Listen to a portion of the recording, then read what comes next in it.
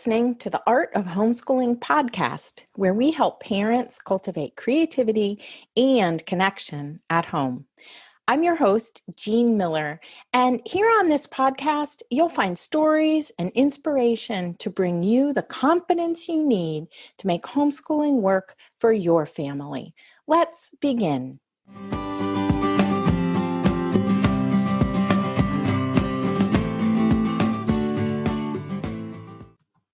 You know, we're all about keeping things simple around here. In fact, our tagline here at Art of Homeschooling is simple, inspiring, and doable. So here's the question driving this episode today.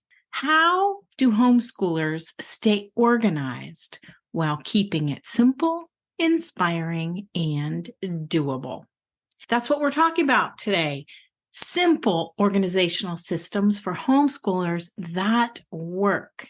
I'll offer you a variety of systems you might consider setting up to help you plan, stay on track, and record the learning. Or feel free to take a few of these ideas and tweak the organizational system you already have. I can assure you of one thing. Having a simple organizational system that doesn't take too much time or energy to set up or maintain can make all the difference in sustaining your motivation for homeschooling.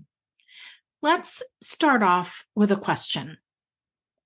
I want you to consider the options of either paper or digital. Are you a pen and paper planner, or do you prefer digital systems to keep you on track? You might even want a hybrid system that has elements of both. For me, I'm a pen and paper planner. Even today, I plan my week in a paper planner, and I love all the colored pens, stickers, and washi tape. But if that's not you, if that's not your deal, then that's totally okay. You do you. My goal in this episode is to help you think through what that might look like for you. So here are our two main frameworks for a planning system that I want to talk about here today. One is for you if you prefer paper and pen. So option one is a binder or notebook plus a bin or a basket of books. You could use a 3-ring binder, a spiral notebook, a blank sketchbook, any book that you want to use as your repository for your plans, your notes, and your tracking. Option two is if you prefer planning and working online. And this option would be using an online tool plus a box or basket of books. And here are some ideas for online tools. You could use a Google folder. You could use a project management tool like Trello. You could even create your own private Facebook group where you can collect things from online and add documents. My personal favorite, no surprise here, is a binder in a bin of books for mom or the homeschooling parent. Not only to plan the work, but also to keep a record of your kiddos' learning. More on that in a few minutes. I want to offer you just a little snapshot of homeschooling at our house. Now, keep in mind, the start of my family's homeschooling journey was over 30 years ago, so digital tools were not really an option. However, I still think I would choose the binder over an online project management system if I were starting homeschooling today. Here's the story of how I started using a homeschool planning binder way back when. My first few years as a homeschooler, I was just so excited not to have to teach from a gigantic curriculum binder like I had done as a public school teacher. That's right. I was trained as a classroom teacher. And before I had children, I taught in the classroom. And not only did we have this huge curriculum binder we needed to work from, we also had to submit weekly lesson plans, complete with goals and objectives for all of our classes. As a new teacher, I taught 6 periods every day that included 4 different preps. So that meant lots of working at home over the weekend and many late Sunday nights. The thing is, I began to realize that what actually happened in the classroom usually looked very different than the plan on paper. So the task of creating lesson plans and then the bringing the teaching and learning to life in a room full of teenagers, those felt almost like 2 completely separate jobs. So when we started our homeschooling journey in my family, I was overjoyed to not have to make formal lesson plans anymore. Oh, the freedom. But pretty soon, I realized I needed at least something as a starting point for our lessons, because too much freedom can be overwhelming. And the disorganization that ensued was really causing me to get a slow start every morning. I'd often grab little scraps of paper or sticky notes and jot down ideas for a story, a poem or a song that might be good for the season we were in, or a few words of writing feedback that I wanted to give to one of my kiddos. And the truth is, that created quite a mess. I did have this little black desk in the corner of our sunroom, but it was piled with books and scraps of paper, photocopies of stories or ideas, and books that might be good for the following year. Pretty soon, I realized that I needed an organizational system for my plans and ideas, even if I wasn't writing formal lesson plans like I had as a classroom teacher. Enter the homeschool planning binder. So simple. I found a spare 3-ring binder in our home office supplies drawer and a set of dividers. I labeled the dividers with the months of the year, September through May, skipping December because I had a set of 8 dividers. I love the simplicity of 1 month equals 1 main lesson block topic.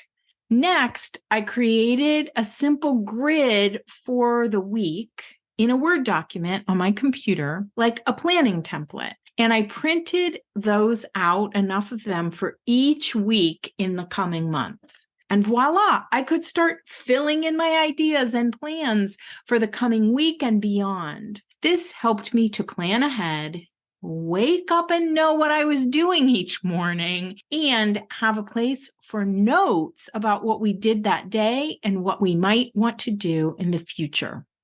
If you aren't into binders, you could use, like I said, a blank sketchbook, an artist's notebook, or even a simple spiral notebook that you divide into months. And if you have more than one child, you could color code the planning sheets or have 2 sets of dividers.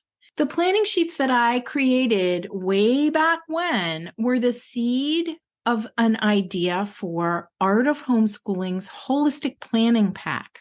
This is a set of 14 planning templates for homeschoolers that we've created to help you with your own simple organizational system. You can print out these beautiful, colorful watercolor templates to plan an overview of main lesson block topics for the year on 1 page. You can plan goals for each block, and you can plan out your entire week. If you're interested, you can go have a look and find out more at artofhomeschooling.com/plan pack. Now, if you're more of a digital person, you could create something similar with online tools by using perhaps a Google folder on your laptop that could collect spreadsheets and documents. You could use a project management tool like Trello, where this is like a Kanban board, and you could have sets of lists for each of your block topics. Or you could even create your own private Facebook group, like I said, and you can use that as a place to collect all of your ideas. If you want to use our holistic planning pack digitally, there are editable online versions of each of the templates as well.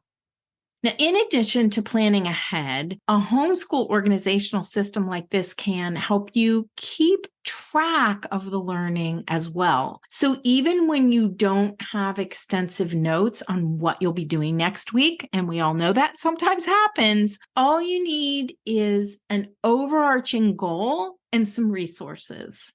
Then at the end of each day, you can record what you did in your binder or your online system.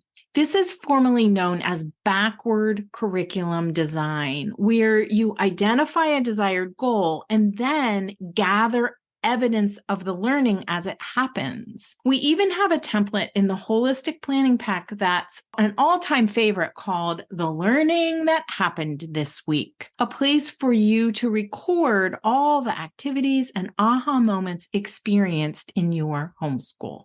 I find that most homeschoolers like to use a combination of planning ahead and backward design.